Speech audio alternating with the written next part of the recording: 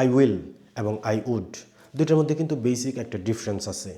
I will এটা হচ্ছে নিশ্চয়তা বোঝাবে এবং আই উড এটা হচ্ছে সম্ভাবনা বোঝাবে অথবা শর্ত বোঝাবে। এক্সাম্পলের মাধ্যমে তোমরা ক্লিয়ার হবা।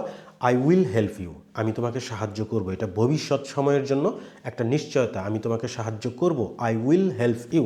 কিন্তু যখন আমরা উড ইউজ করব তখন কিন্তু এটা হয়তো সম্ভাবনা বোঝাবে, তা না হলে শর্ত বোঝাবে। যদি শর্ত বোঝায় I would help you if you came to me, মানে যদি তুমি আমার কাছে আসো তাহলে, I would help you if you came to me শর্ত বোঝাচ্ছে।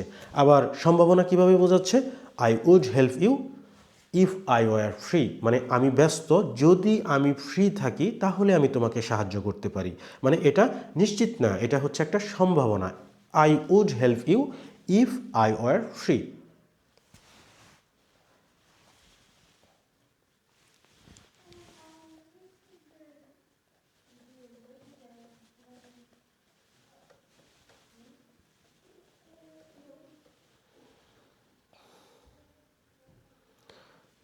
Stop recording.